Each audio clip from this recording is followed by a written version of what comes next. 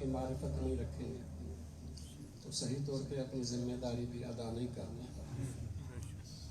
عزاداری کیا ہے؟ اس کی حقیقت کیا ہے؟ آخر یہ کیوں ہے؟ جب تک اس کے مقاصد ہم اچھی طریقے سے سمجھ نہ لیں تب تک ہم اپنی ذمہ داری صحیح طور پہ ادا نہیں کر سکتے. اس لیے سب سے پہلے تو میں آپ کی خدمت میں اس عزاداری کے مقاصد عرض کرنا چاہتا ہوں تاکہ آپ کو معلوم ہو کہ یہ عزاداری کیوں برپا کی.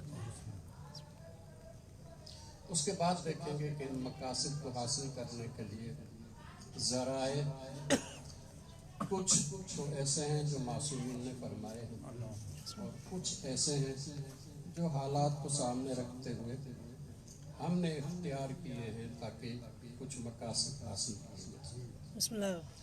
عزاداری کا سب سے پہلا مقصد غم کا اظہار. آپ احکامات اگر دیکھیں کہ اگر انسان کا اپنا کوئی گزر جائے، مثلا والد انتقال کر جائے، والدہ انتقال کر جائے، تو دین یہ کہتا ہے کہ جتنا صبر کریں گے اتنا اچھا. صبر سے مراد کیا ہے؟ صبر سے مراد یہ ہے کہ اپنی تکلیف کا اظہار نہ کریں. اپنی تکلیف کا اظہار نہ کریں، اس کا نام صبر ہے. مثلا کسی کی والدہ کا انتقال ہو گیا ہے، اب وہ اپنی تکلیف کا اظہار کرتا ہے، دوسرے بھی تکلیف میں مبتلا ہو جائیں گے اور اس کا کوئی فائدہ نہیں ہے کہ اس تکلیف کو پھیلائیں. اس لیے حکم ہے کہ جتنا ہو سکے محدود کرو، کم کرو، اور خود بھی جتنا ہو سکے اس کا اظہار نہ کرو کہ مجھے تکلیف ہے. تکلیف تو ہوگی، اس سے کوئی نہیں انکار نہیں ہے. والد کا انتقال ہے، تکلیف ہوگی. والدہ کا انتقال ہے، تکلیف ہوگی. بھائی کا ہے، بیٹے کا ہے، دوست کا ہے، تکلیف ہوگی. لیکن اظہار نہ کریں اس کا. یہ اظہار نہ کرنا صبر جائے. لیکن ہر جو عام حکم ہے دین کا اس میں خاص بھی ہے. ایک عام حکم ہے اس میں پھر تخصیص ہوتی ہے. مثلا عام حکم ہے کہ اقیم الصلاۃ، نماز قائم کرو، لیکن جو بالغ نہیں ہے اس پہ واجب نہیں ہے. جو مثلا سفر میں ہے اس کی نماز آدھی ہو گئی. خواتین مخصوص حالات میں ان پہ نماز نہیں ہے. تو یہ خاص ہے، عام حکم خاص حکم. اسی طرح سے مثلا کہا گیا کہ کتب علیکم القصاص، کتب علیکم صیام، تمہارے اوپر روزے فرض ہیں، تمہارے اوپر قصاص جو ہے فرض ہے. روزے فرض ہیں مثلا. اب یہ نہیں کہا گیا کہ کسی پہ ہے کسی پہ نہیں. یہ عام حکم قرآن مجید نے دے دیا. پھر نبی نے جو ہے اس کی وضاحت فرمائی اور کہا کہ جو عمر میں زیادہ ہو اس پہ بھی روزہ فرض نہیں ہے، جو بالغ نہیں ہے اس پہ بھی روزہ فرض نہیں ہے، جو بیمار ہے اس پہ بھی روزہ فرض نہیں ہے، جو سفر میں ہے اس پہ بھی روزہ فرض نہیں ہے. تو یہ خاص ہو، وہ عام، یہ خاص ہو. بالکل اسی طرح سے یہ حکم ہے کہ اپنا اگر کوئی گزر جائے تو صبر کر. لیکن اگر کوئی درد جو ہے وہ ذاتی نہ ہو، درد دین کا، تو پھر کہا گیا ہے کہ اس کا اظہار کرے. پھر وہاں پہ صبر اچھا نہیں ہے. مثلا رسول اکرم صلی اللہ علیہ وسلم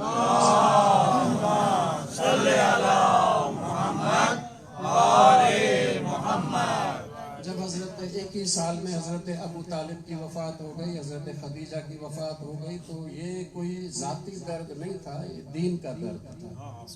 اس لیے کہ ابو طالب دین کے محافظ تھے، نبی کے محافظ تھے، تو دین کے اوپر ایک مصیبت آئی. اسی طرح سے حضرت خدیجہ دین کی حامی تھی اپنے پورے مال اور وجود کے ساتھ، تو ان کا انتقال ایک دینی مصیبت تھی. رسول اکرم نے اس کو پورا سال جو ہے مصیبت کا قرار دے دیا، عام الحزن قرار دے دیا کہ پورا سال جو ہے وہ حضرت ابو طالب اور حضرت خدیجہ کا جو ہے وہ غم منایا جائے گا، اظہار کیا جائے گا. منانے کا مطلب یہ اظہار کرنا ہے. اس لیے جو عام حکم ہے وہ اپنے اولاد اپنے ذاتی رشتہ داروں کے حوالے سے ہے، لیکن جب دین کا مسئلہ آتا ہے تو پھر صبر کا نہیں کہا گیا، پھر اظہار کا کہا گیا۔ اور امام حسین علیہ السلام کی شہادت بھی ہمارا کوئی ذاتی مسئلہ نہیں ہے، یہ دین کی مصیبت ہے، اس لیے کہا گیا ہے کہ اس کا اظہار کریں۔ امام حسین کی مصیبت کا اظہار کریں گے تو کیا ہوگا؟ دوسرے بھی اس درد میں شامل ہوں گے۔ یہ بنیادی طور پہ دین کا درد ہے، جب دین کا درد ہے تو سب کو شامل ہونا چاہیے، پوری دنیا کو شامل ہونا چاہیے، تاکہ وہ دین کا درد اپنے دل میں رکھے، تاکہ دین کے قریب ہو۔ اس لیے اہل بیت علیہ السلام کی مصیبت پر صبر نہیں کہا گیا، بلکہ اظہار کا حکم ہے کہ اظہار کرو۔ اب عزاداری اس کا انتظام ہے، اس لیے سب سے پہلے جو مقصد ہے پہلا اس عزاداری کا، وہ کربلا کے شہداء اور خاص طور پر امام حسین علیہ السلام کی مصیبت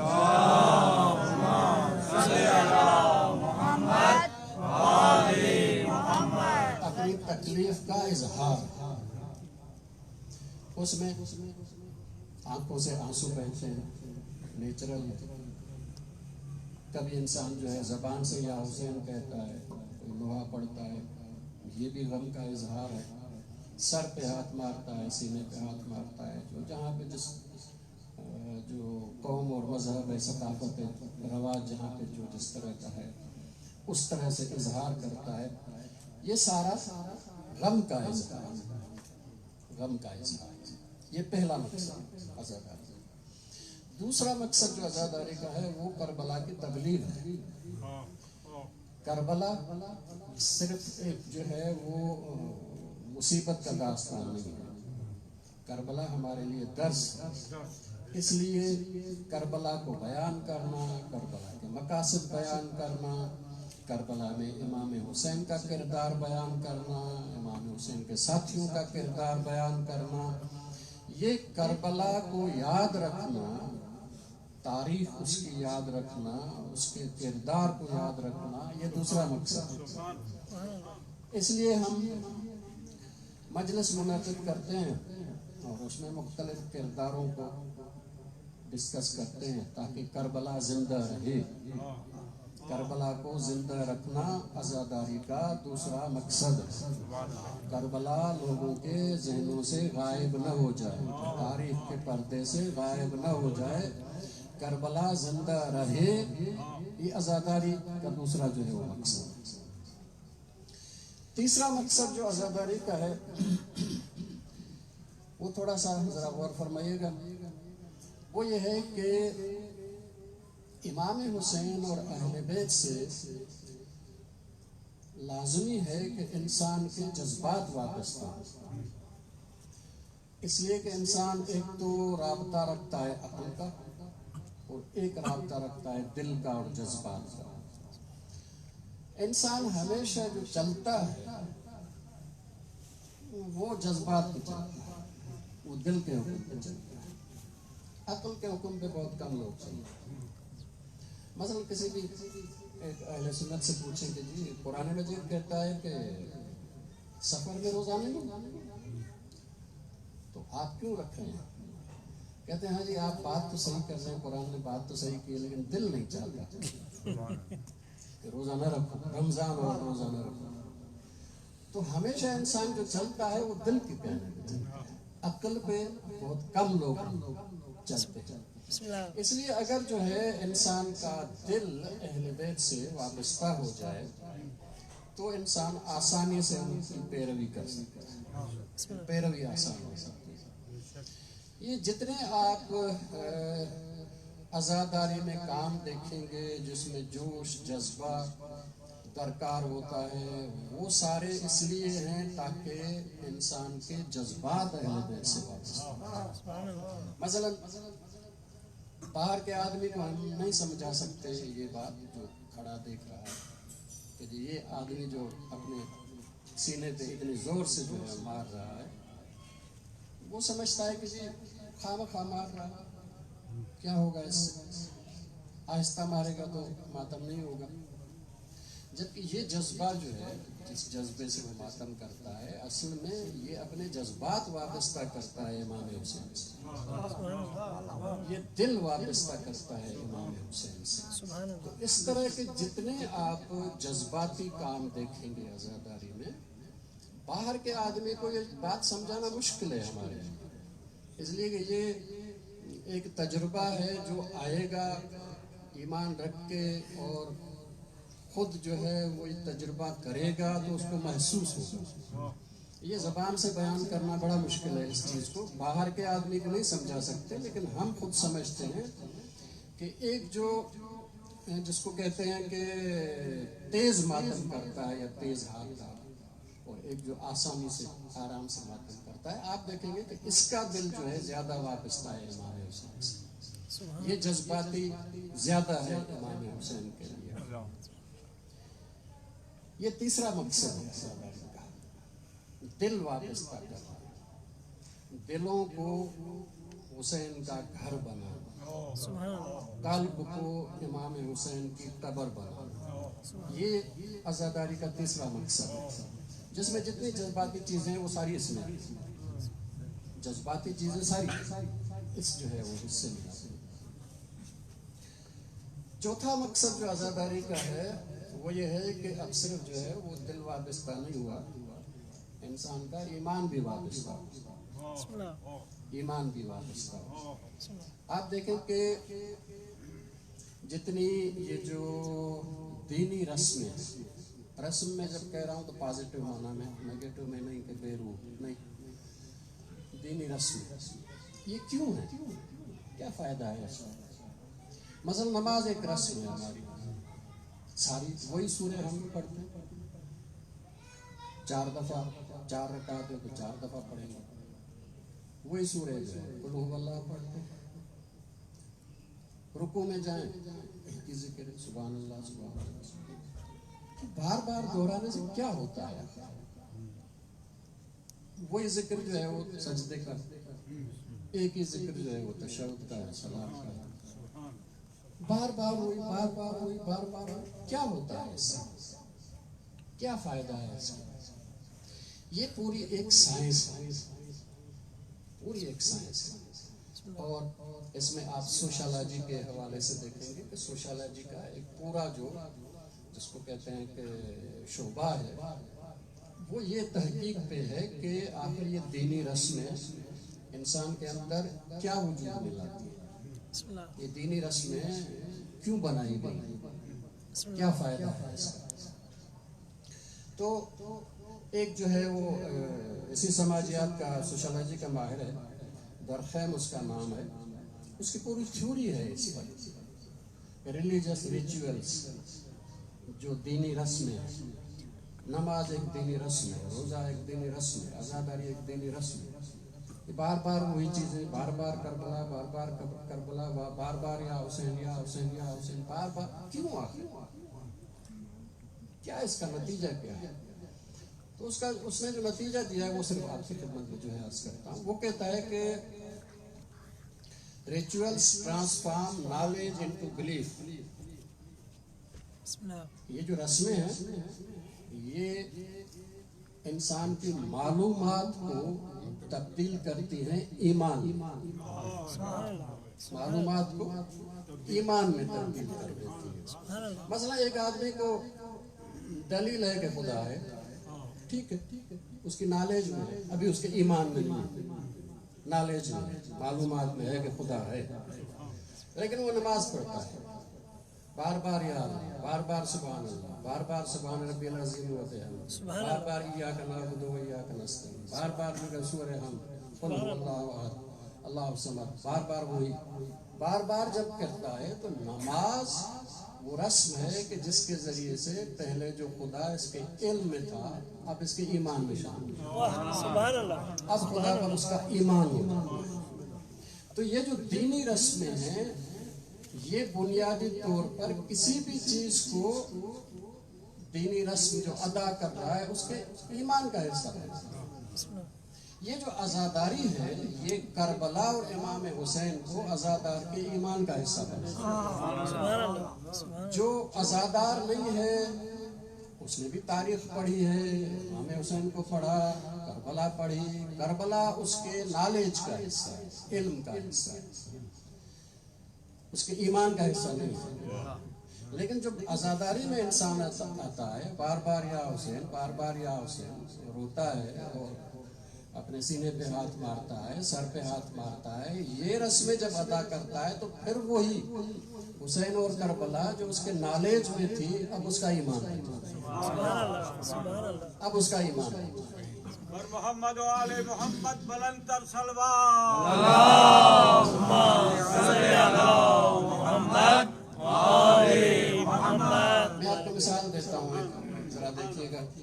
ابھی 1-2 سال ہوا انڈیا میں جو ہے وہ ایک نالائق جو ہے ذاکر نائک جو ہے، اس نے کہا یزید رضی اللہ. تو پاکستان میں بھی ساری دنیا میں بھی 2 طرح کے ریئیکشن ہوئے. ایک ریئیکشن وہ ہوا جو پڑھے لکھے افراد کی طرف سے اور جو عزاداری میں نہیں آتے لیکن کربلا پڑھی ہے، تاریخ پڑھی ہے. اس نے کہا اس کو کہ آپ نے غلط کہا، یزید رضی اللہ نہیں ہے، امام حسین علیہ السلام حق پہ تھے اور یزید باطل پہ تھا.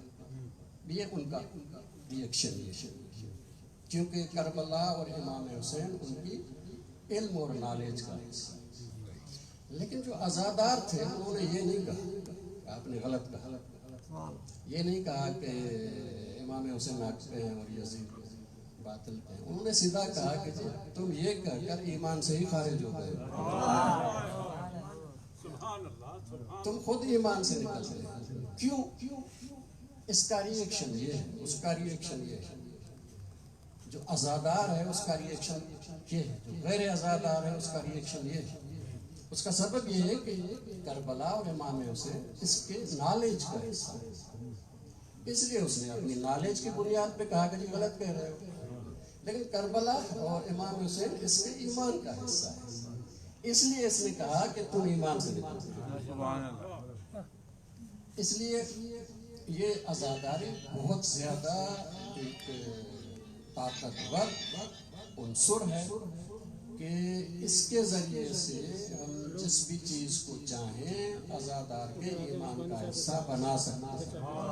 اگر آپ چاہیں توحید ایمان بنائیں، رسالت ایمان بنائیں، امامت ایمان بنائیں، کربلا ایمان بنائیں، امام حسین ایمان بنائیں، ظلم سے ٹکرانا ایمان بنائیں، جو چاہیں آپ کر سکتے ہیں عزاداری کے ذریعے سے. یہ عزاداری نالج کو ایمان میں بدل. ایک اور بھی جملہ ہے اس کا اسی ریچولز کے حوالے سے، وہ یہ ہے کہ وہ کہتا ہے کہ نالج کو ایمان میں بدلتا ہے اور ساتھ بیٹھنے کو رشتے میں بدل دیتا ہے. سبحان اللہ. جو لوگ یہ رسم جو ہے وہ ساتھ ادا کرتے ہیں پھر آپس میں ایک جیسے کہ ایک قبیلہ بن جاتا ہے، ایک قبیلہ بن جاتا ہے. یہ عزاداری لوگوں کو ایک حسینی قبیلہ بنا ہے. جب اس میں آتا ہے انسان اور ان عزاداری کے رسموں میں اپنے آپ کو شامل کرتا ہے، کچھ دنوں کے بعد جو ہے وہ انسیت پیدا ہونے لگتی ہے اور پھر یہ آگے ایک قبیلہ بن جاتا ہے. اس لیے یہ جو عزاداری ہے یہ دنیا میں مظلوموں کو ملا کر ایک مظلوموں کا پلیٹ فارم بنا رہی ہے، ملا رہی ہے آپس میں. یہ عزاداری ہے جس کی قوت یہ ہے کہ چہلم کے موقع پہ جو ہے وہ کربلا میں 2 کروڑ لوگ جمع ہوتے ہیں. یہ جمع کرنے والی ہے، یہ جمع کرنے والی ہے. یہ اسی پہ ایک جملہ کہہ کے آتے ہیں ذرائع اور وسائل کی طرف. آپ دیکھیں کہ وہ کون ہے، کون سا پلیٹ فارم ہے جس پہ انسان بغیر کسی دین، مذہب، زبان اور ملک اور اس کی تفریق کے بغیر جمع ہو سکتا ہے. اگر ہم مسلمانوں کے ہاں کہا جائے خانہ کعبہ مکہ مکرمہ، ٹھیک ہے مسلمان وہاں پہ جمع ہو سکتے ہیں، لیکن اگر کوئی ہندو مظلوم ہو وہ وہاں پہ جا نہیں سکتا، اس لیے کہ اللہ کا حرم ہے، غیر مسلمان جا ہی نہیں سکتا، پھر بیچارہ کہاں جائے، پھر کہاں جائے؟ رسول اکرم کا حرم ہے مدینہ، وہاں پہ بھی غیر مسلم نہیں جا سکتا۔ اب اگر ایک عیسائی مظلوم ہے کہاں پہ جائے؟ وہاں پہ تو جا نہیں سکتا۔ لیکن یہ کربلا ہے جس کے دروازے سب کے لیے سب کے لیے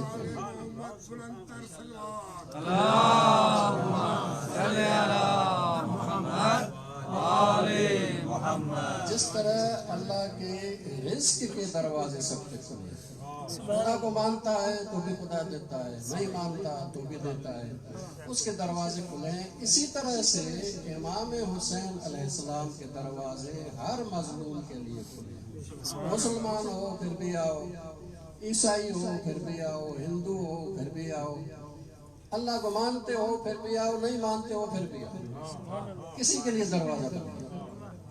تو یہ عزاداری بنیادی طور پر ایک مظلوموں کا بین الاقوامی پلیٹ فارم بنا رہا ہے، اور اس کی طرف جو ہے دنیا جا رہی ہے، دنیا کی توجہ جو ہے وہ اس طرف ہے۔ تو یہ بنیادی طور پہ چار مقاصد ہیں۔ ایک غم کا اظہار ہے، اس کو آپ تعزیت کہیں، غصہ کہیں، جو بھی نام پہ غم کا اظہار ہے۔ نمبر 2 جو ہے کربلا کی تبلیغ ہے۔ نمبر 3 جو ہے وہ جذبات وابستہ کرنے ہیں کربلا اور امام حسین کے ساتھ، اور کربلا اور امام حسین کو انسان کے ایمان کا حصہ، چار مقاصد ہیں عزاداری کے۔ اب ذرا یہ تھوڑا سا ان کی جو ہے ذرائع پہ جو ہے وہ دیکھتے ہیں کہ کیا ذرائع ہوں تاکہ یہ ہم مقاصد حاصل کریں گے۔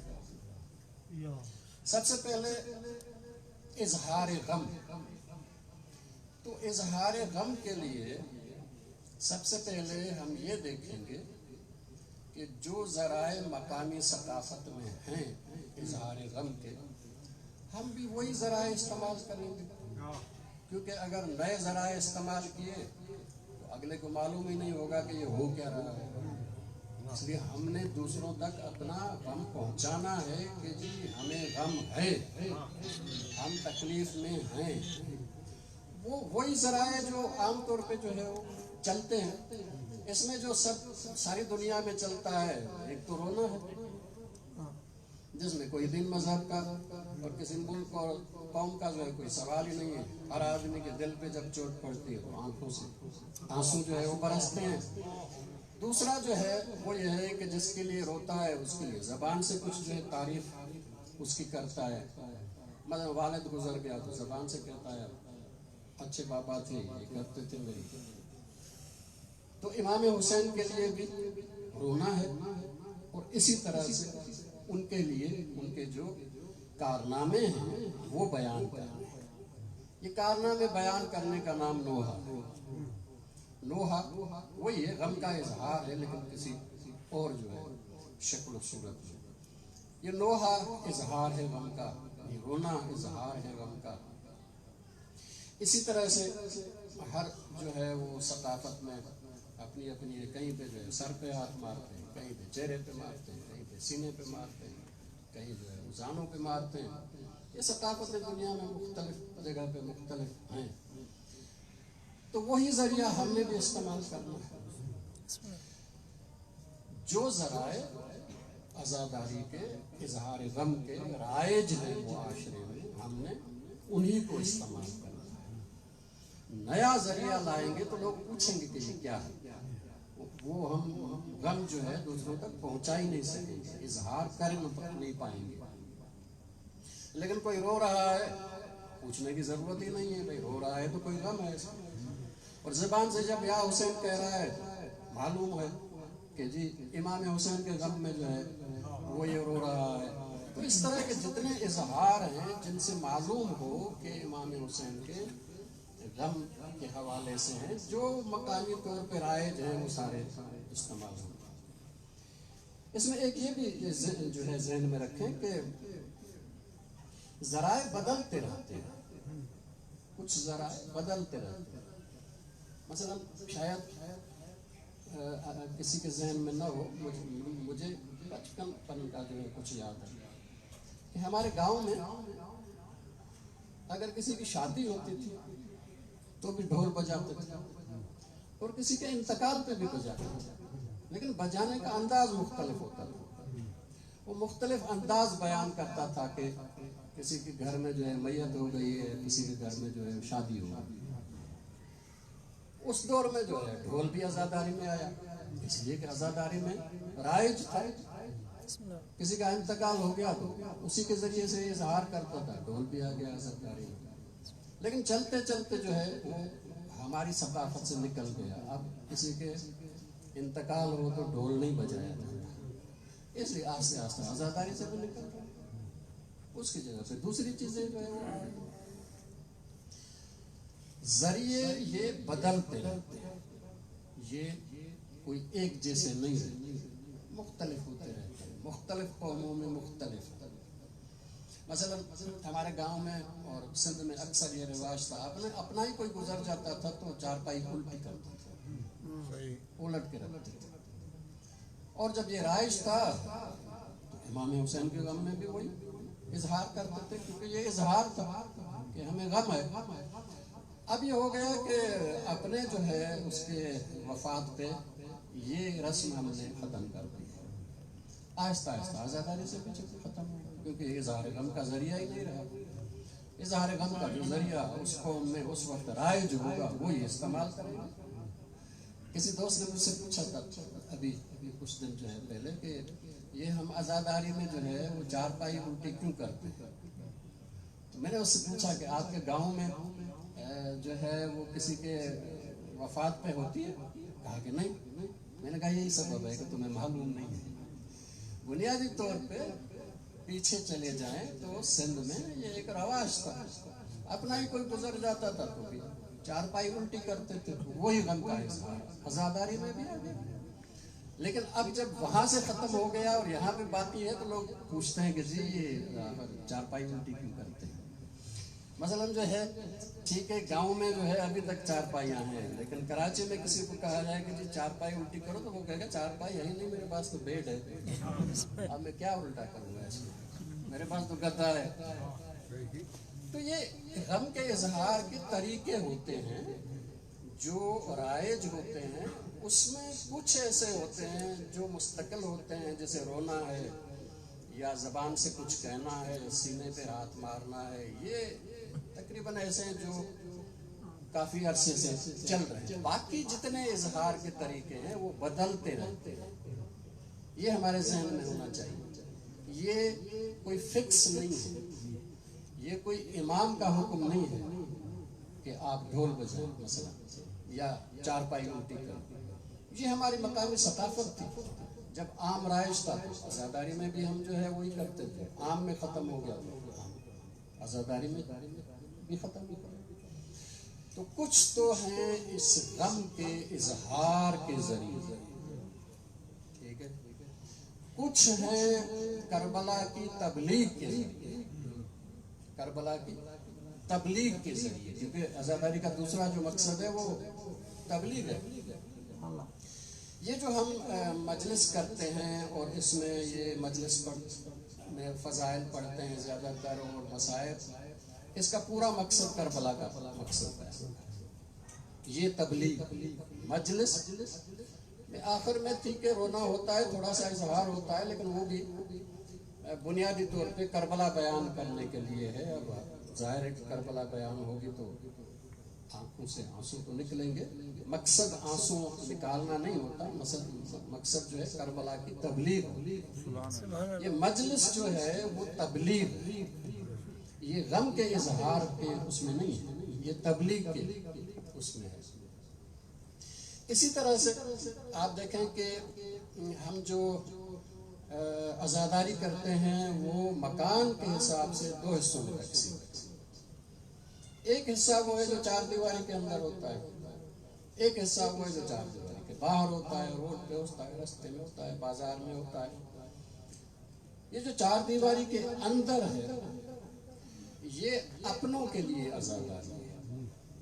جو خود چل کے آئے، جو اتنا محسوس کرتے ہیں امام حسین کو اپنا قریبی کہ جب امام حسین کے نام سے عزاداری ہو رہی ہے تو خود چل کے آئے. اس لیے یہ غم کا اظہار اور تبلیغ دونوں جو ہے اس کے لیے ہے جو خود چل کے آیا ہے. اب ظاہر ہے کہ جب چل کے آیا ہے تو اس کو اس طرح کی تبلیغ کی ضرورت ہے. اس کو یہ بتانے کی ضرورت نہیں ہے کہ مثلا کربلا میں 72 شہید ہوئے، بچپن سے سنتا ہوا، اب اس کے لیے اس طرح کی جو ہے وہ تبلیغ کی ضرورت ہے. جو چار دیواری سے باہر ہے وہ ان کے لیے عزاداری ہے، ان تک کربلا پہنچانی ہے، ان تک کربلا کی تبلیغ ہے جو چل کے نہیں آتے، ہم چل کے جاتے ہیں. اس کا سبب یہ ہے کہ جب ہم عزادار بنے ہیں تو ہمارے اوپر فرض ہے کہ کربلا کو دنیا تک پہنچائیں، پوری دنیا تک. چاہے جو چل کے آتا ہے اس تک بھی پہنچائیں، جو چل کے نہیں آتا اس تک بھی پہنچانا ہماری ذمہ داری ہے عزادار کی. اس لیے کہ عزادار کربلا کا مبلغ ہے، کربلا کو بیان کرنے والا ہے. اس لیے باہر نکلنے کا مطلب یہ ہے کہ جو چل کے نہیں آئے ہم خود چل کے ان کے پاس جاتے ہیں اور کربلا جو ہے وہ بیان کرتے ہیں، کربلا تبلیغ کرتے ہیں. تو یہ جو چار دیواری سے باہر ہے یہ دوسروں کے لیے ہے، چار دیواری کے اندر ہے اپنوں کے لیے.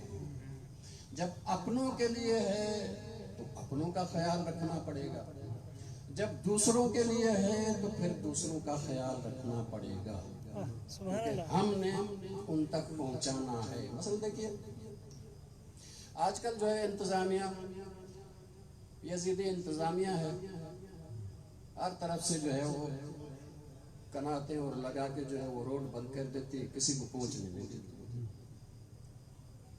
تو پھر ہم باہر کیوں نکلے؟ ہم تو نکلے تھے دوسروں تک پہنچانے کے لیے، دوسرے تو ہے ہی نہیں، دوسرے تو ہے ہی نہیں، ان کو بھگا دیا گیا، ان کو داخل ہی نہیں ہونے دیا. پرانے دور میں آپ دیکھیں کہ جو جلوس جاتا تھا، جلوس چھوٹا ہوتا تھا، ادھر ادھر جو بیٹھے سننے والے پڑوس والے ہوتے تھے، اس گلی والے، اس روڈ والے، وہ زیادہ ہوتے تھے. اور ہمارا مقصد بھی یہی ہوتا ہے، باہر نکلیں تاکہ ہر آدمی کے گھر تک ہم کربلا پہنچائیں.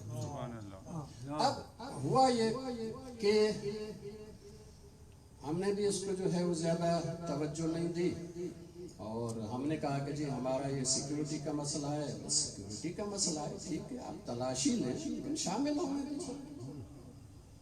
تاکہ وہ بھی آئیں سنیں. ہو سکتا ہے کہ کوئی باہر ایسا آدمی ہو کہ جو باہر آیا کسی اور مقصد کے ساتھ ہو، لیکن جب کربلا کا پیغام سنے تو آزاد انسان ہو، قبول کر لے، جس طرح سے اور کربلا میں امام حسین کا ساتھ دینے کی نیت سے نہیں آیا، لیکن جب اس کے سامنے حقیقت واضح ہو گئی کربلا امام حسین کے ساتھ آ گیا. یہ جو ہماری باہر کی عزاداری ہے وہ ہے اسی لیے کہ اور تلاش کریں، اور تلاش کریں کہ باہر بھی ایسے لوگ ہیں جو مختلف اسباب کی بنا پر، پروپیگنڈا کی بنیاد پر نہیں آتے ہمارے پاس. ہو سکتا ہے کہ ہماری بھی کچھ کوتاہیاں ہوں، ہمارے پاس نہیں آتے تو ہم چل کے جاتے ہیں ان تک، پیغام پہنچائیں. ہو سکتا ہے ان میں سے بھی کوئی اور نکل آئے. یہ باہر کی عزاداری ان کے لیے ہے. اس لیے باہر کی عزاداری میں ہمیں دوسروں کا خیال رکھنا پڑے گا، دوسروں کی ذہنیت کا خیال رکھنا پڑے گا. مثلا ہم جو ہے لندن میں جا رہے ہیں، ٹریفلگر اسکوائر میں جو ہے وہ ہم نے جلوس نکالا ہے امام حسین کا اور نوحہ پڑھ رہے ہیں اردو میں. کون کیا سمجھے گا؟ مقامی طور پہ اردو میں کوئی نہیں سمجھے، اسے لازم ہے ان کی زبان میں جو ہے وہ پڑھا جائے تاکہ پیغام ان تک پہنچے. اچھا مثلا جو ہے ہم یہاں پہ جو ہے وہ چارپائی الٹی کرتے ہیں سندھ میں، وہاں پہ جو ہے چارپائی الٹی کریں، انگریزوں کے پاس یہ رواج ہے، یہ اظہار غم کا ہوگا.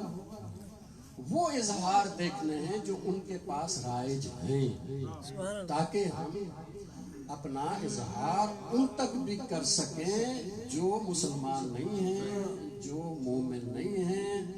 ہماری ذمہ داری ہے کہ ہر انسان تک کربلا پہنچے، اس لیے ان کا خیال رکھنا پڑے گا۔ باہر جب نکلیں گے تو دوسروں کا خیال رکھنا پڑے گا۔ اب ایسا کوئی کام نہ کریں کہ جو دوسروں کو پسند نہ آئے۔ یہ نہ کہیں کہ جی ہماری آزاداری ہے، دوسروں سے کیا؟ ٹھیک ہے، وہ آپ کی جو چار دیواری کے اندر آزاداری تھی وہ آپ کے اپنے لیے تھی، وہاں پہ ہم آپ سے سوال نہیں کرتے، لیکن جب باہر نکلے ہیں تو پھر پیغام ہی دوسروں کو دینا ہے، پیغام ہی دوسروں کو دینا ہے، تو ان کی پسند ناپسند کی خیال رکھنا پڑے گا، ورنہ پیغام نہیں پہنچا سکیں گے۔ مثلا دوسرے لوگ جب دیکھتے ہیں کہ ہم قمیص اتار کے باہر جاتے ہیں، ان کو یہ سمجھ میں نہیں آتا۔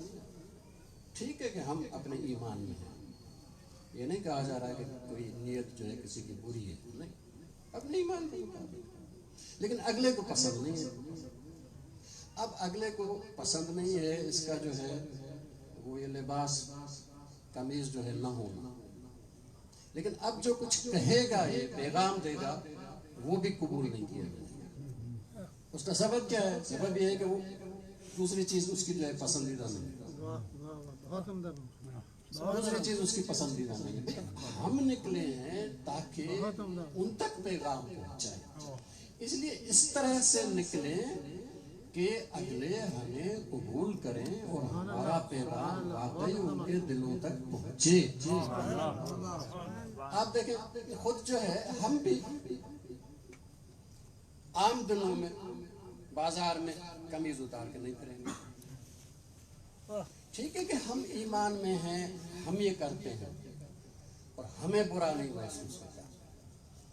ٹھیک ہے آپ اندر ہیں، چار دیواری کے اندر ہیں، آپ نے قمیض اتار لی، جوش میں آ کے جو ہے وہ آپ نے ماتم کر لیا، ٹھیک ہے، اپنے لیے تھا آزاداری، اپنوں کے لیے تھی، لیکن جب باہر نکلے ہیں اب جو ہے خیال رکھنا پڑے گا تاکہ ہمارا پیغام مؤثر ہو اور ہم سب تک پہنچا سکیں کربلا، پہنچا سکیں کربلا۔ محمد بروال محمد بلندتر صلوات۔ اللہم صلی علی محمد وآل محمد۔ بہت عمدہ۔ مثلا میں ایک اور مثال دیتا ہوں تاکہ شاید زیادہ بہتر طور پہ سمجھ میں آئے۔ سگریٹ پینا کوئی حرام نہیں ہے، نئے کے لیے حرام ہے، جو پیتا ہے اس کے لیے مکروہ۔ لیکن اگر آدمی جو ہے عزاداری بھی کر رہا ہو اور سگریٹ بھی پی رہا ہو، حرام تو نہیں، حرام تو نہیں ہے، لیکن جو بھی دیکھے گا اس پہ برا اثر پڑے، حالانکہ یہ پتا ہے کہ یہ سگریٹ پیتا ہے، پینے والا، لیکن عزاداری میں اگر مثلا جو ہے سینہ زنی بھی کر رہا ہے، لوہا بھی پڑ رہا ہے، سگریٹ بھی پی رہا ہے، تو سامنے والے پہ جو ہے اثر اچھا نہیں پڑے گا۔ وہ کہیں گے جی کم از کم اس کو آداب تو سکھاؤ کہ سگریٹ نہ پیے، عزاداری ہے۔ یہ سگریٹ جو ہم چھوڑ دیتے ہیں وہاں پہ، یہ کوئی حرام نہیں ہے، لیکن اس لیے چھوڑتے ہیں کہ دوسروں کو پسند نہیں آئے گا، ہمارا پیغام ہی مر جائے گا، ہمارا پیغام ہی مر جائے گا۔ اس لیے ہم بہت سے آداب جو ہے وہ اختیار کرتے ہیں تاکہ ہم اپنا پیغام مؤثر طور پر پہنچا سکیں۔ اب اس میں آپ ساری چیزیں شامل کر لیں۔ دیکھیں میں نے عرض کیا کہ سب سے پہلے تو رائج ہو جو ذریعہ، نمبر 2 دین میں جائز ہو، دین میں جائز ہو، ایسا نہیں ہے کہ ایک ناجائز کام ہے اور آپ اس میں جو ہے وہ کریں۔ مثلا کوئی آدمی جو ہے وہ نوحہ پڑھ رہا ہے اور نوحہ جو پڑھ رہا ہے وہ طرز جو ہے وہ گانوں کی ہے، گانوں کی طرز پہ قرآن بھی پڑھیں تو بھی حرام ہے، نوحہ پڑھ رہے ہیں حرام ہے، اس لیے کہ جو سنے گا وہ کہے گا بھئی لوہا تو مشکل سے پڑھ رہا ہے، تو گانا گا رہا ہے، تو تو اس کو غم کہاں ہے؟ یہ تو فن کا مظاہرہ کر رہا ہے. اس لیے پیغام نہیں پہنچے گا ہمارا. ہم جو کچھ پہنچانا چاہ رہے ہیں وہ نہیں پہنچے گا، کچھ اور پہنچ جائے گا. دیکھیں، عزاداری مکتب اہل بیت کا دوسروں کے لیے چہرہ ہے. عزاداری دوسرے مسلمانوں کے لیے، دوسرے معاشرے میں رہنے والے انسانوں کے لیے شیعت کا چہرہ ہے. لوگ ہماری نماز کو کم دیکھتے ہیں، لوگ ہمارے روزے کو کم دیکھتے ہیں. لوگوں کے سامنے جو ہماری سب سے واضح چیز ہے وہ عزاداری ہے. وہ عزاداری ہے.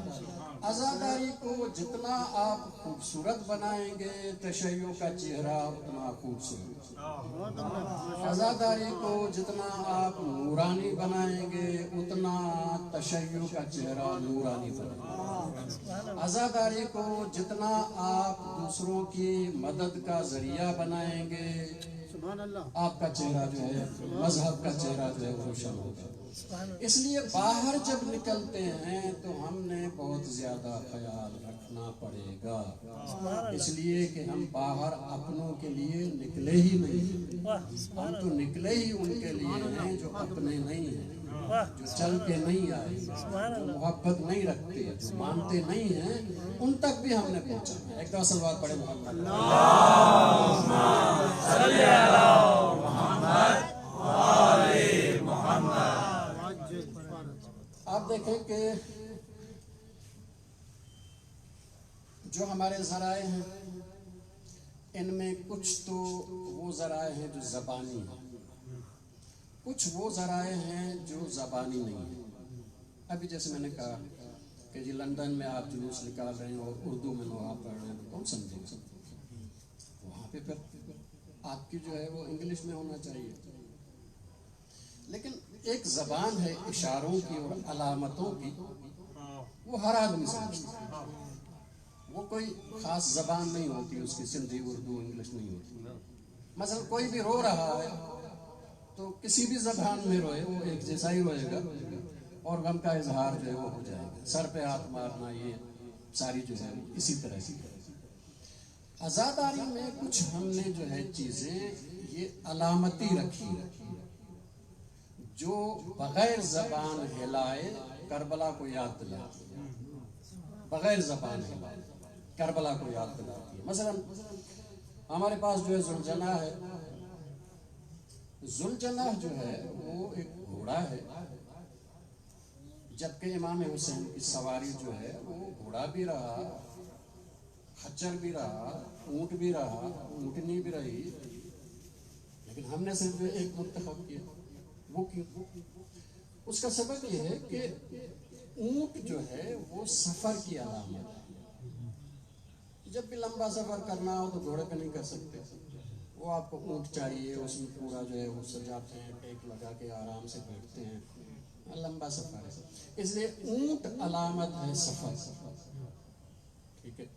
اسی طرح سے جو خچر ہے وہ بھی علامت ہے سفر کی، لیکن تھوڑے فاصلے کی، اونٹ زیادہ فاصلے کی. لیکن جو گھوڑا ہے وہ علامت ہے جہاد. گھوڑا جہاد کی علامت ہے عربوں میں. اس لیے ہم نے نہ اونٹ لیا ہے نہ جو ہے وہ خچر لیا ہے، کیونکہ یہ سفر کی علامت ہے. ہم نے لیا ہے گھوڑا، اس کو ذوالجناح جو ہے قرار دیا ہے تاکہ امام حسین کا جہاد یاد دلائے. یہ جو ذوالجناح ہے یہ بنیادی طور پہ امام حسین کا جہاد یاد دلانے کے لیے. اب اس کو جو ہم نے سجانا ہے وہ اسی طرح سے سجائیں کہ امام حسین کا جہاد ظاہر ہو، اس سے اظہار ہو اس سے. مثلا آج کل چونکہ ہم جو ہے وہ مقاصد کو بھولا بیٹھے ہیں، رسموں میں پھنس گئے ہیں، تو ایسے سجاتے ہیں جیسے کسی جو ہے وہ مجاہد کا گھوڑا نہ ہو، بلکہ کسی جو ہے وہ جیسے شادی کا جو ہے وہ سما. بھائی ہم نے تو اس کو علامت بنایا تھا جہاد کی، آپ نے اس طرح سے سجایا ہے، وہ جہاد یاد دلاتا ہی نہیں ہے۔ تو ذوالجناح شادی کی علامت نہیں ہے، یہ علامت ہے جہاد کی۔ کس طرح سجانا چاہیے؟ زیادہ سجائے، سفید جو ہے وہ کپڑا لگائیں، اس کے اوپر جو ہے ڈھال اور تلوار لگائیں، خون کے نشانات مثلا جو ہے لگائیں، اور تیروں کے نشانات لگائیں، تاکہ معلوم ہو کہ یہ ذوالجناح، تاکہ جہاد کی علامت ہے۔ اور جب سوار نہیں ہے اس پہ، کوئی سوار نہیں ہوتا، اس کا مطلب یہ ہے کہ اس کا سوار نہیں رہا، اس کا سوار نہیں رہا۔ یعنی دوسرے الفاظ میں ہم یوں کہنا چاہ رہے ہیں کہ ایک ایسے شہید کی علامت جہاد کہ جو خود بھی قتل ہوا ہے، شہید ہوا ہے۔ اب دور سے اس طرح کی اگر آپ ذوالجناح دیکھیں، فوراً سمجھ جائیں گے کہ جی کسی شہید کو یاد دلا رہے ہیں، کسی مجاہد کو یاد دلا رہے ہیں۔ اب یہ اور بات ہے کہ وہ کون ہے، وہ اس کی سمجھ میں نہیں آئے گا اس کو دیکھ کے۔ پیچھے جو آنے والے یا حسین کرتے آ رہے ہیں، ان سے معلوم ہوگا کہ یہ شہید اور مجاہد حسین ہے۔ یہ علامت ہے، اس علامت کو اس طرح سے آنا چاہیے۔ یہ نہیں ہے کہ کوئی شادی کا گھوڑا ہم نے سجایا ہے، ایسا ہی ہے، نہیں، یہ اس حوالے سے ہے۔ جب مقاصد ہمارے ذہن سے نکل جاتے ہیں تو پھر چیزیں رسم بن جاتی ہیں اور اس میں سے روح نکلتی ہے۔ یہ تعزیہ کیا ہے؟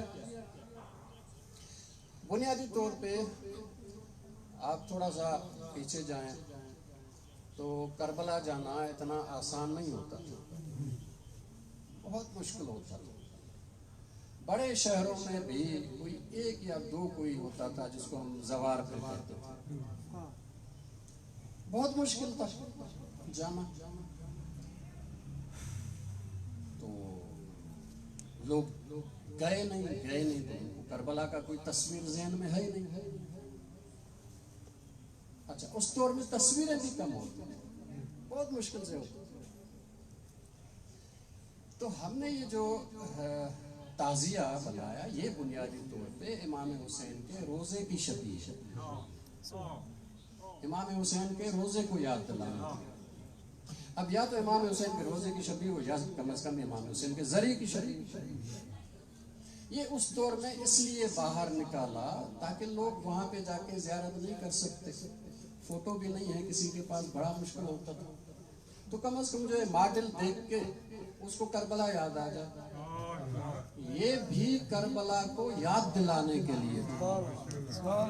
یہ تعزیہ جو ہے وہ ہر طرح کا جو چاہے بنائے، وہ تعزیہ نہیں ہے، اس لیے کہ تعزیہ شبیہ ہے کربلا کی، جس طرح ذوالجناح شبیہ ہے امام حسین کے سواری کی، اسی طرح سے یہ تعزیہ شبیہ ہے کربلا کی۔ کربلا کو یاد دلانے کے لیے ہم نے یہ ماڈل بنایا تھا۔ اب جو ہے وہ مقصد ہمارے ذہنوں سے نکل گیا، اب رسم بن گئی ہے، عجیب عجیب طرح کے جو ہے بنائے جاتے ہیں۔ ایک تو میں نے دیکھا 1 منزل، 2 منزل، 3 منزل، 4 منزل، 5 منزل۔ کیا ہے یہ؟ تعزیہ ہے۔ کیا ہے اس کا امام حسین سے کیا تعلق ہے، اس کا کربلا سے کیا تعلق ہے؟ کوئی نہیں سمجھا سکتا بھائی اس کا کیا تعلق ہے کربلا سے۔ آپ نے کچھ اٹھایا ہوا ہے لیکن کیا ہے یہ؟ کیونکہ آج کا نوجوان اور آج کا انسان سوال کرتا ہے کیا ہے یہ، اس سے آپ کیا دکھانا چاہ رہے ہیں؟ کیونکہ یہ تو علامت ہے نا، جبکہ یہ بنیادی طور پہ کربلا امام حسین کے روزے کا ماڈل تھا یا زری کا ماڈل تھا، تاکہ جو لوگ وہاں پہ جا کے زیارت نہیں کر سکتے وہ کم از کم ادھر ماڈل کی ہی زیارت کریں۔ ٹھیک ہے، اچھا جی، ایک اور چیز ہے، وہ ہے جھولا، منسوب حضرت علی اصغر سے ہے۔ اب حضرت علی اصغر کی جو شہادت ہے وہ امام حسین علیہ السلام کے حق پہ ہونے کی بہت بڑی گواہی ہے، بہت بڑی گواہی ہے۔ اس لیے کہ مثلا کوئی لوگ آ رہے ہیں، قیدی ہیں، سر بھی جو ہے وہ نیزوں پہ ہیں، جی کیا ہوا؟ باقی اگر کسی جو ہے وہ عمر رسیدہ کا سر دیکھیں گے، ہاں جی بغاوت کی ہوگی، جوان ہے اس کا سر ہوگا، ہاں جی اس نے بھی بغاوت کی ہوگی، مارا گیا، نوجوان ہے پھر بھی بغاوت کی ہوگی۔ لیکن ایک 6 مہینے کے بچے کے سر کو دیکھ کے کون یہ تسلیم کرے گا کہ اس نے بھی بغاوت کی؟ کوئی نہیں سمجھے کہ اس نے بھی بغاوت کی، کوئی قبول نہیں کرے گا۔ دنیا کا کوئی انسان جتنا بھی کم عقل ہو لیکن یہ قبول نہیں کرے گا کہ اس نے بھی بغاوت کی تھی اس لیے قتل کیا گیا ہے۔ تو امام حسین علیہ السلام کے حق پہ ہونے کی یہ ایک عجیب گواہی ہے۔ اس لیے ہم نے جھولا اس طرح نہیں سجانا کہ کسی خوبصورت جو ہے وہ بچے کی علامت ہو، ہم نے حضرت علی اصغر کو بھی یاد دلانا ہے اور ان کی شہادت کو بھی یاد دلانا ہے، اس لیے کہ اصل میں ان کی شہادت گواہی ہے، ان کی شہادت شاہدی ہے حق حسین پر۔ اس لیے ہر طرح کا جھولا نہیں بنا سکتے ہم اور کہیں کہ یہ حضرت علی اصغر کا جھولا ہے، نہیں، اس طرح سے بنائیں کہ یہ پیغام جائے۔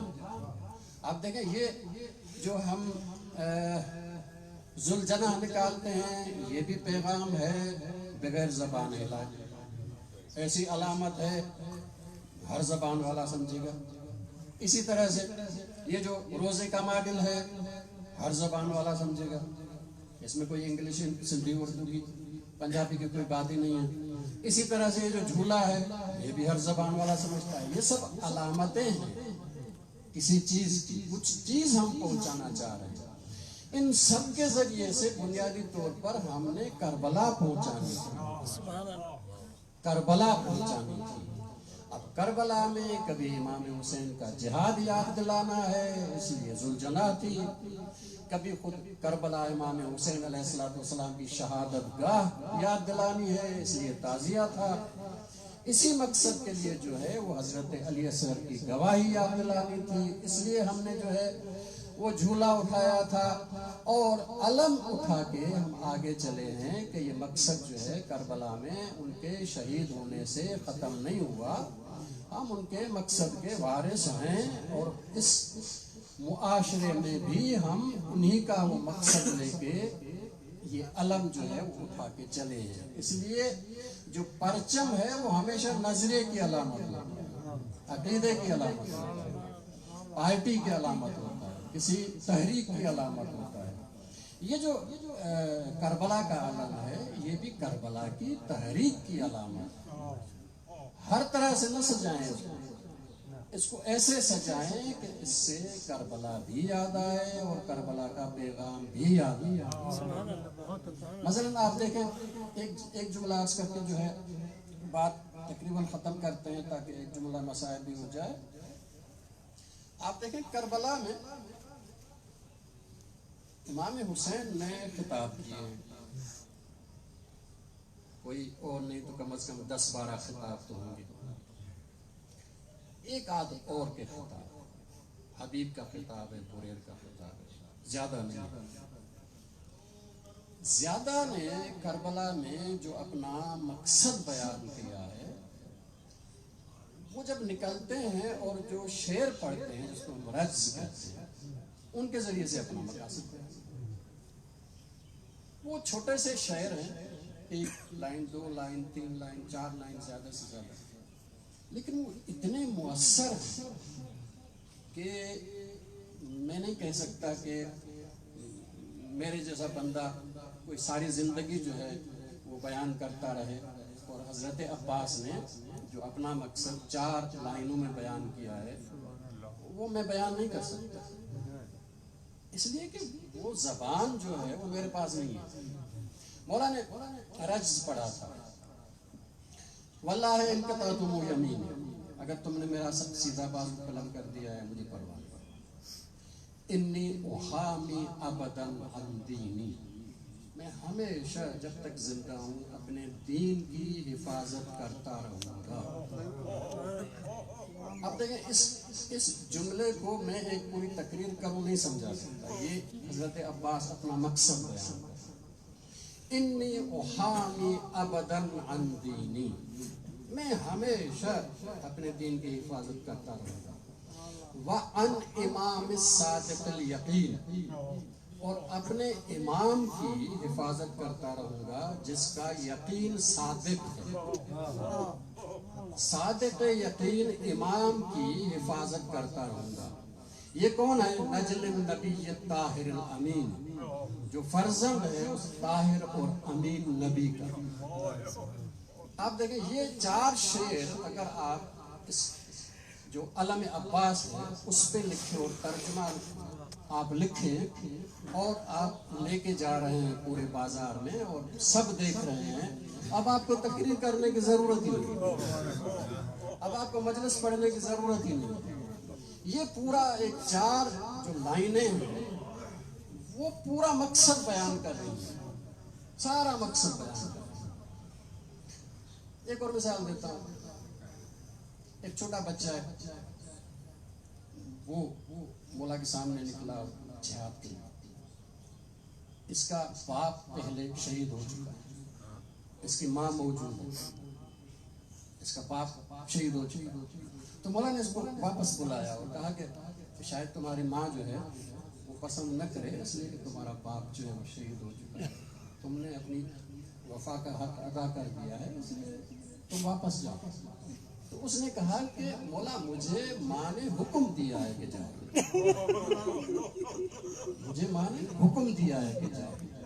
اب یہ جو جا رہا ہے اس کا ایک جملہ ہے اور وہ اگر ہم لکھیں اور سارے دنیا میں آپ پھیل جائیں، پوری جو ہے وہ تقریر 10 گھنٹوں کی ایک طرف. اور اس کا جملہ ہے وہ کہتا ہے امیری حسین و نعم الامیر، میرا حسین، میرا امیر حسین ہے اور کتنا اچھا امیر ہے. اب آپ علم بنایا آپ نے، اس میں صرف یہ جملہ لکھتا، مجلس پڑھنے کی ضرورت ہی نہیں. بازار میں جب کا مقصد آتے ایک جملے میں کافی. امیری حسین و نعم الامیر، میرا امیر حسین ہے کتنا اچھا امیر.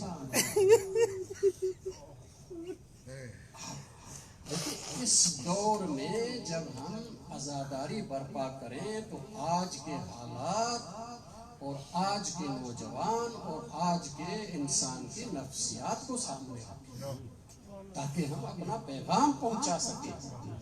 یہ کوئی ایسی چیز نہیں ہے کہ جی ہم نے تو ماتم کرنا ہے پھر اگلا جو سمجھے نہیں. بھائی تم پیغام لے کے نکلے ہو، تم مبلغ کربلا ہو، تو ایسا پیغام دو کہ جو واقعی کربلا کا پیغام بھی ہو اور اگلوں تک پہنچے بھی. اس کے لیے جیسے میں نے عرض کیا کہ اہل بیت کے اور کربلا میں جو شہداء ہیں 2 مثالیں دی ہیں میں نے آپ کی خدمت میں. اگر ان کے وہ رجز کے اشعار آپ جو ہے وہ بینر بنا کے اور چلیں تو پھر جو ہے ہمیں کسی مجلس کی ضرورت نہیں پڑے گی، ہمیں لوہا پڑھنے کی بھی ضرورت نہیں پڑے گی، ہمیں کچھ بیان کرنے کی ضرورت نہیں پڑے گی. وہ ایسے ہیں جس کو کہتے ہیں کہ معجزانہ کلام ہے ان شہداء کا کہ کسی کی بھی جو ہے 1 گھنٹے کی تقریر اور ان کا ایک جملہ جو ہے کافی. اب دیکھیں ہم نے یہ جو ذرائع ہیں یہ امام نے نہیں کہا کہ آپ ذوالجناح نکالیں. ہم نے امام حسین کا جہاد اور شہادت یاد دلانے کے لیے یہ ذریعہ اختیار کیا. امام نے نہیں کہا کہ آپ امام حسین کے روزے کا ماڈل نکالیں، یہ ہم نے کربلا کو یاد دلانے کے لیے. امام نے نہیں کہا کہ جھولا نکالیں، یہ ہم نے حضرت علی اصغر کو یاد دلانے کے لیے کیا ہے.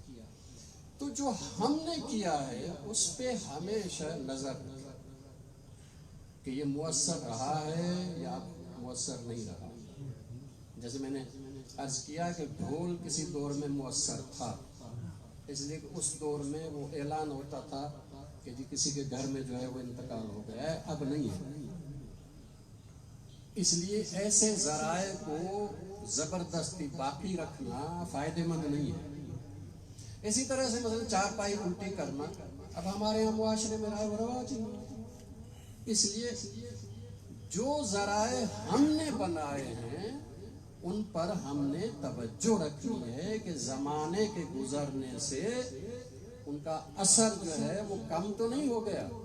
अगर कम हो गया है, नए जो है ज़राए हमने लाने हैं, हमने मकासद को कायम रखना है, गम का इजहार करना है। हमने जो भी राइज जरिया बदलते रहते हैं, गम का इजहार नहीं रुकेगा। इमाम हुसैन के लिए गम का इजहार हम हमेशा करते रहेंगे। और ये जो आज़ादारी है इमाम हुसैन की सिर्फ मुहर्रम और सफर में नहीं है, ये हर दिन है, हर दिन है। इसलिए कहा गया जब आप ठंडा पानी पिए इमाम हुसैन को याद करें और इमाम हुसैन के कातिल पे लानत पढ़ें और इमाम हुसैन पे सलवार पढ़ें। ये आज़ादारी है। इसलिए रोज है ज़राए हमने जो है मुंतखब करने हैं। गम का इजहार, तबलीग, अगर कोई जरिया तबलीग में मुअस्सर है जारी रखें, लेकिन मुअस्सर नहीं रहा, पुराने दौर में मुअस्सर था अब मुअस्सर नहीं रहा, तो उसकी जगह पे दूसरा ले आप देखें। मैं एक मिसाल देता हूँ, एक जुमला मसाइल का अर्ज करूँ, एक दुआ सलवात पढ़े मोहम्मद वाले।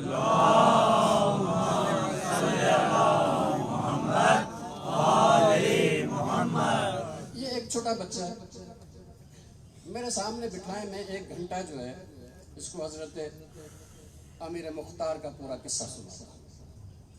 1 घंटे के बाद पूछूंगा कि इसको क्या याद हुआ। शायद जो है हजरत मुख्तार के अलावा किसी का नाम भी याद नहीं, लेकिन इसको जो है वो मुख्तार नामा जो फिल्म है वो दिखाए और फिर आपसे पूछे। आज के ज़राए ज्यादा मुअस्सर हैं, ज्यादा मुअस्सर है। मेरा छोटा बच्चा है, इससे उसको सारे किरदारों के नाम याद है। जो बुरे हैं उनकी तरफ नफरत भी याद है और जो अच्छे हैं उनकी तरफ मोहब्बत भी याद है, मोहब्बत भी याद है। आप देखेंगे नए ज़राए आ गए हैं, क्यों हम उनको इस्तेमाल न करें?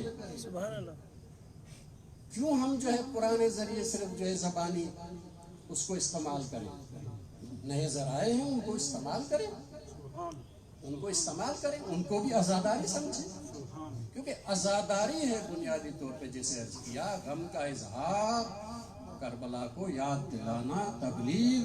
अब तबलीग जो है ज़बान से हो तो भी ठीक है, एक अच्छी फिल्म से हो वो ज़्यादा मुअस्सर, ज़्यादा मुअस्सर। क्यों हम उसको जो है आज़ादारी नहीं समझते? इसलिए कि अभी राइज नहीं है। मसलन चावल का न्याज करें तो कहते हैं न्याज है, ठीक है, लेकिन अगर किसी को आशूर के दिन इमाम हुसैन की मोहब्बत में खून का अतिया दें, कहते ये कैसे न्याज हो गया? इसलिए राइज नहीं है। चावल न्याज में देना ये इमाम हुसैन ने तो नहीं कहा, न किसी इमाम ने कहा है, ये तो हमने इंतखाब किया कि जी ये हमने जो है इमाम हुसैन की मोहब्बत में किसी को देना है ताकि किसी का फायदा हो जाए, खुद खाए, जाकर घर में जो है दूसरों को भी खिलाए, अड़ोस पड़ोस को खिलाए। जहाँ तक जो है इमाम हुसैन का नाम पहुँचेगा कुछ न कुछ असर जो है वो ज़रूर पहुँचेगा। तो अगर जो है आशूर के दिन कोई खून का अतिया करे किसी को मोहब्बत इमाम हुसैन में, वो न्याज क्यों नहीं है? वो न्याज क्यों नहीं है? आशूर के दिन कोई इमाम हुसैन का खुतबा छाप के किताब जो है वो तकसीम करे, ये न्याज क्यों नहीं है? ये न्याज नहीं है भाई। वो न्याज जो है वो पेट भरेगा और थोड़ी देर बाद जो है निकल जाएगा, लेकिन अगर आप किताब देंगे तो जब तक किताब सालिम होगी उससे फायदा उठाया जाएगा। ہم نے نیاز کی جو ایک ڈیفینیشن چھوٹی چھوٹی کر کے یا تو بنا دیا حلیم یا پھر جو ہے وہ چاول، تیسری ہم چیز کسی کو نیاز سمجھتے ہیں۔ آج کے دور میں ضرورت ہے کہ ہم دوسری چیزوں کو بھی بحیثیت نیاز کے معاشرے میں تقسیم کریں، تاکہ معاشرے تک جو ہے امام حسین کی محبت ہر ذریعے سے پہنچے۔ سبحان اللہ، سبحان اللہ۔ ہم نے جو ہے وہ کچھ عرصے سے سندھ میں جو ہے یہ عاشور کے دن جو ہے خون جمع کرنے کا اور پھر جو ہے جو بھی ضرورت مند ہے ان تک پہنچانے کا یہ جو ہے شروع کیا ہے۔ کافی لوگ جو ہے اس میں آتے ہیں۔ اس میں ہم نے دیکھا کہ جو اہل حدیث ہیں وہ بھی آئے تھے۔ اہل حدیث آ کے امام حسین کی محبت میں اگر خون دے وہ بھی عزادار بن گیا، باقی ہماری کسی عزاداری میں نہیں آتا، وہ بھی عزادار بن گیا۔ امام حسین کے نام پہ خون دیا ہے، چاول نہیں دیا، صرف خون دیا ہے۔ تو اس کے ذریعے سے تو ہم ساری دنیا کو عزادار بنا سکتے ہیں۔ اس لیے دوسرے ذرائع آنے چاہیے۔ خون کا جو ہے وہ آ چکا ہے، آپ بھی کوشش کریں اپنے حلقے اثر تک جو ہے اس کو پہنچائیں، تاکہ یہ جو نیاز کا وہ دائرہ ہے وہ ہمارا وسیع ہو جائے۔ لاہور میں ایک مجلس میں جو ہے کسی گھر والے نے پودے جو ہے وہ تقسیم کیے، جا کے لگائیں امام حسین کی محبت میں۔ شجر جو ہے یہ حسینی شجر ہو، یہ حسینی شجر ہو۔ تو آج کے دور میں نوجوان سوچیں، فکر کریں کہ عزاداری کو کس طرح ہم پھیلائیں۔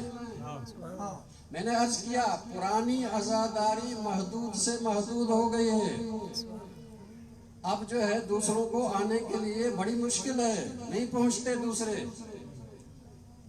وہ پولیس والے اور سیکیورٹی والے کسی کو آنے ہی نہیں دیتے۔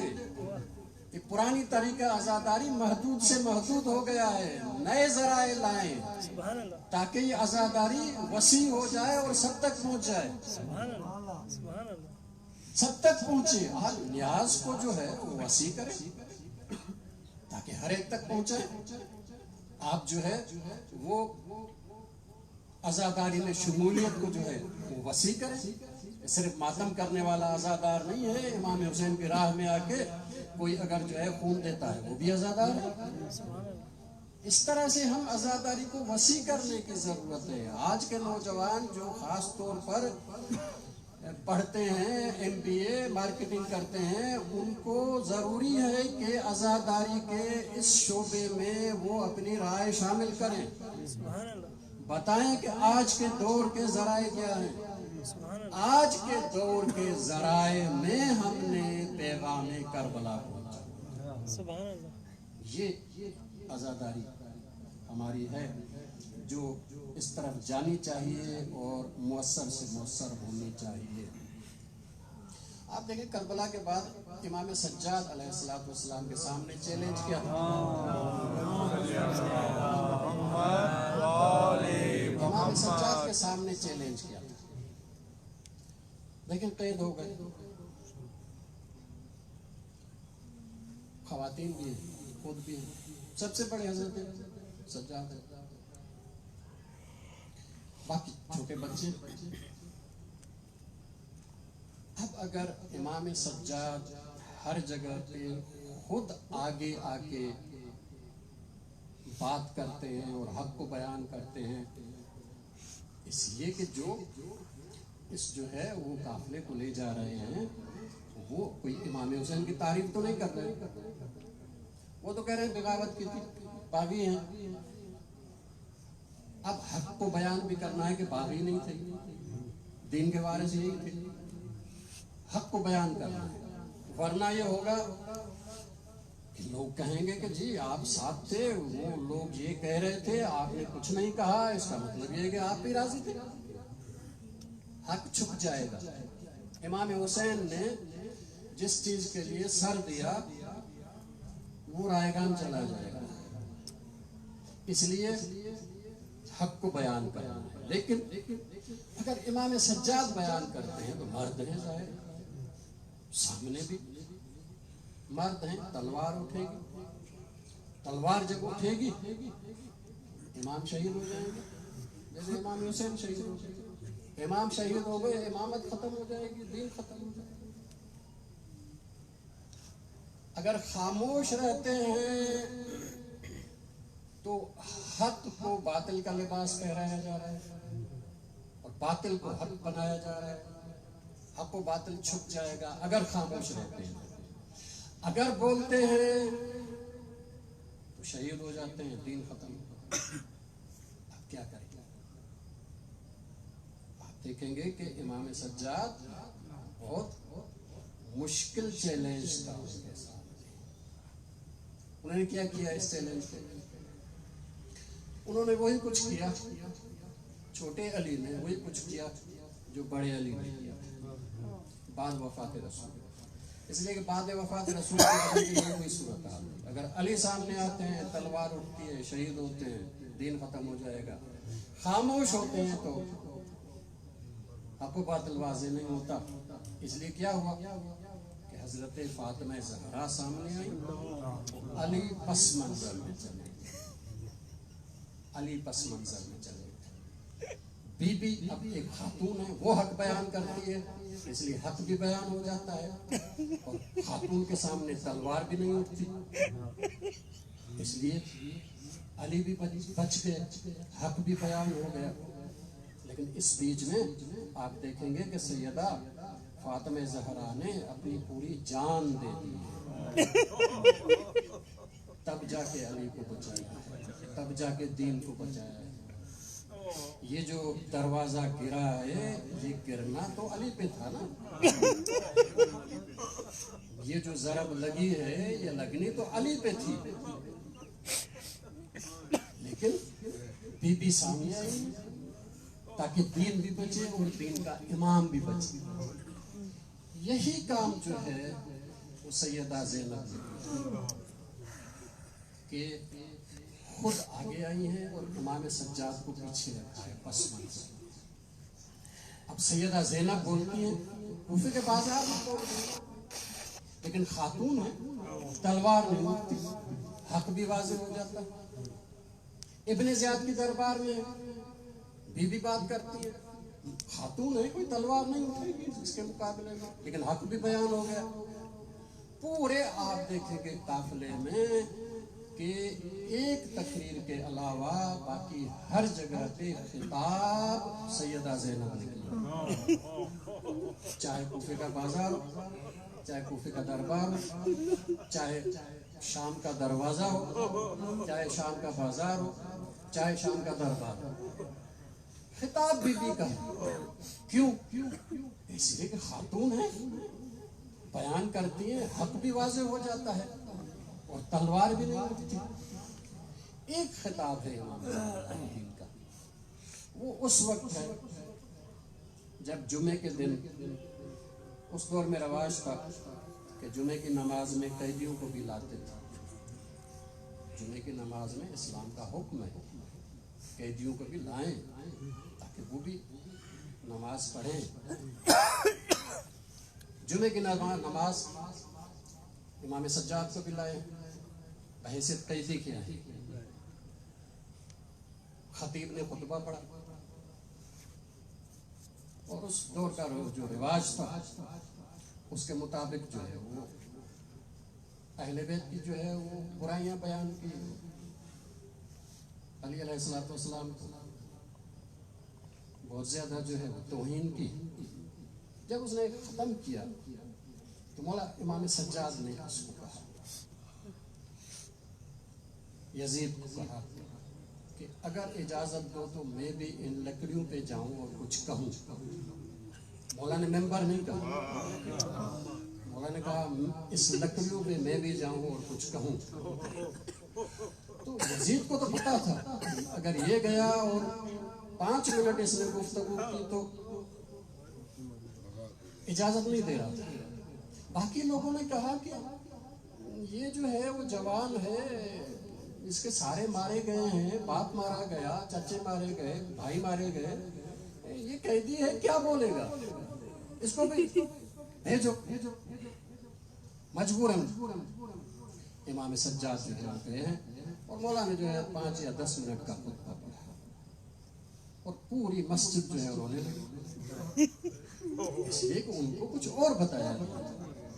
مولانا نے بسم اللہ پڑھ کے یہی سے شروع کیا، جو مجھے جانتا ہے وہ جانتا ہے، جو نہیں جانتا وہ جان لے کہ انا ابن مکہ و منا، مکہ اور منا کا وارث میں، انا ابن یاسین و طٰہٰ، یاسین اور طٰہٰ کا فرزند میں اس کا فرزند ہوں جس کو معراج پہ مولانا نے صرف 5 منٹ کا تعارف کرایا ہے اور کچھ نہیں،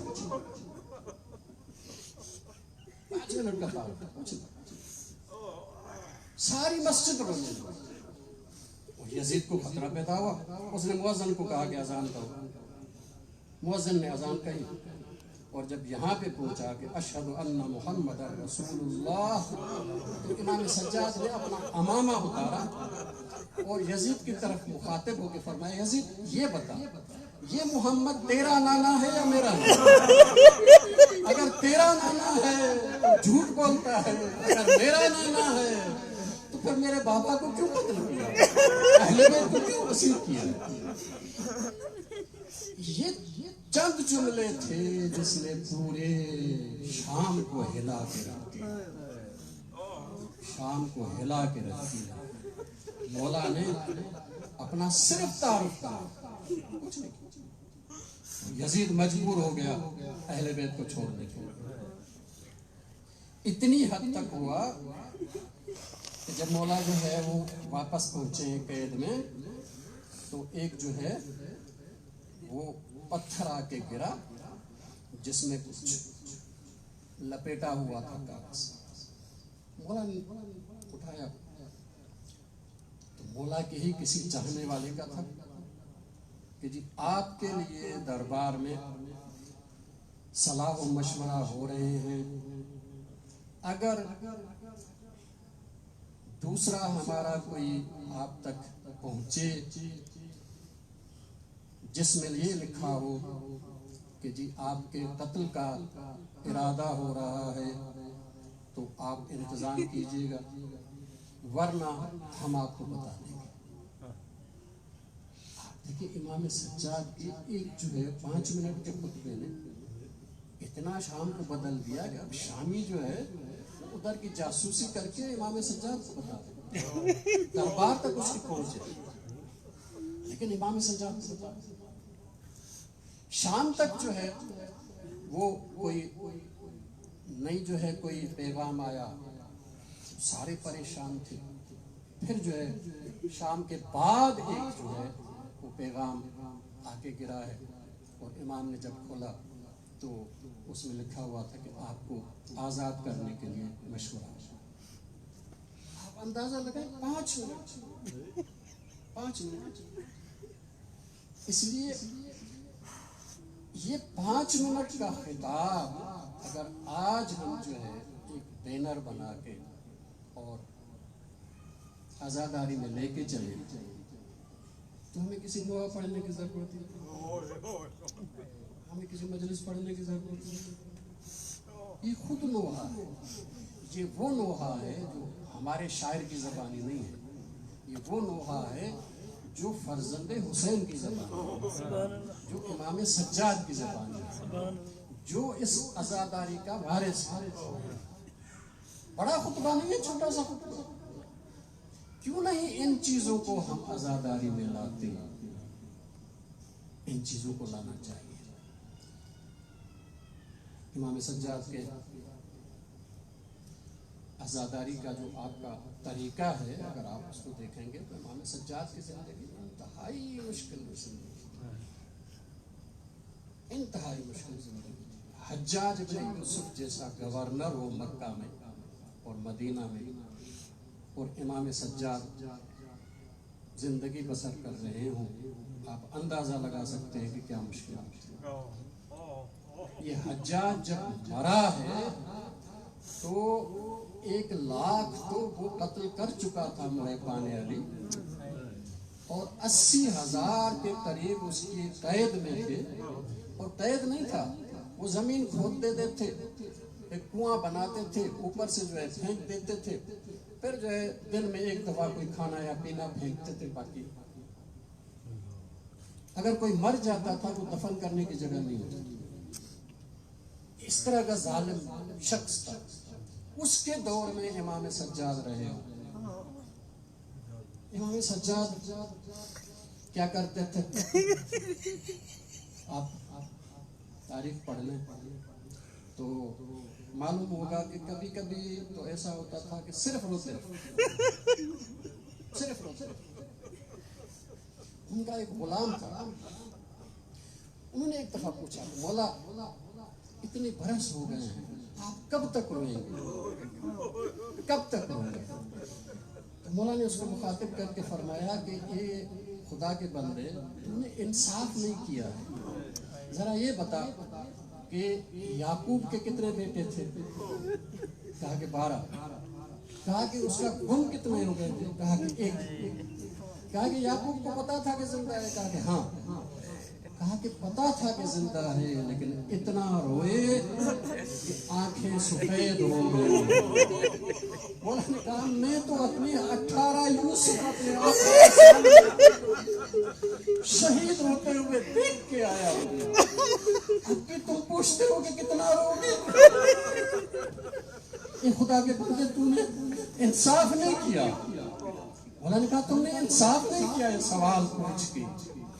کبھی یہ ہوتا تھا، کبھی یہ ہوتا تھا، مولا سارے مدینے کو دعوت دیتے، مدینہ پورا دعوت، دسترخوان پہ بیٹھا ہوا، مولا آخر میں آتے تھے، سامنے کھانا رکھا جاتا تھا، جیسے کھانا رکھا جاتا تھا روتے تھے، جیسے کھانا رکھا جاتا تھا روتے تھے، کربلا کی طرف وہ کرتے تھے، ہائے فرزند رسول جس کو بھوکا کیا گیا، پانی رکھا جاتا تھا روتے تھے، کہتے تھے ہائے فرزند رسول جس کو پیاسا شہید کیا گیا۔ مولا مجلس منعقد نہیں کر سکتے تھے، اپنے باپ کے نام سے مجلس منعقد نہیں کر سکتے تھے، اسے سخت حالات میں تھے، لیکن پھر بھی نہ دین کو ختم ہونے دیا، نہ کربلا کو نہیں دیا۔ یہ امام سجاد کا کارنامہ ہے۔ اللہ لعنت اللہ علی الظالمین۔